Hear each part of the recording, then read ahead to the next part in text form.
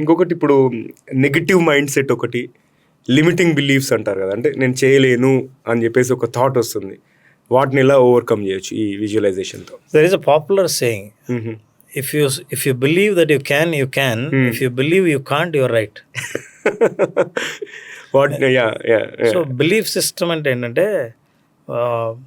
మీరు ఏది నమ్ముతారో అది మిగతా వాళ్ళకి సాధ్యమా అసాధ్యమా అనవసరం, మీరు నమ్మిందే మీకు జరుగుతుంది. That's all. ఈ బిలీఫ్ సిస్టమ్ బలంగా పనిచేస్తుంది. ఎందుకంటే మన పరిధుల్ని ఎక్కువగా ఆలోచించి మనల్ని మనం పరిమితం చేసుకోకుండా, బిలీఫ్ సిస్టమ్స్లో 2 రకాలు. ఒకటేంటంటే లిమిటింగ్ బిలీఫ్స్, మనల్ని ఆపేవి.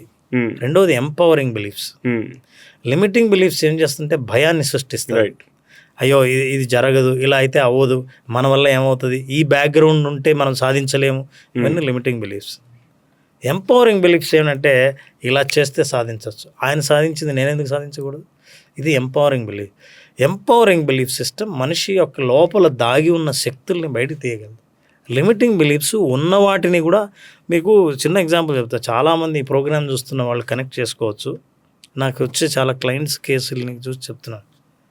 చాలామందికి పొటెన్షియల్ ఉంటుంది, కానీ ఒక డెసిషన్ తీసుకోవడానికి ధైర్యం ఉండదు. రైట్.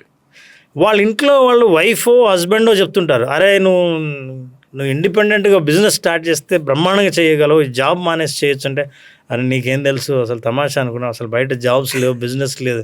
లేదండి, ఈయన కెపాసిటీ ఎంత ఉందో నాకు తెలుసు, ఈయన పొటెన్షియల్ చాలా ఉంది. తను నమ్మడు, పక్క వాళ్ళు నమ్ముతారు.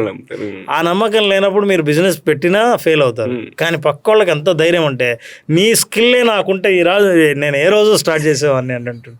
ఇట్లాంటి అనుభవం ప్రతి ఒక్కరు కనెక్ట్ చేసుకుంటారు. బిలీఫ్ సిస్టమ్ అంత పవర్ఫుల్.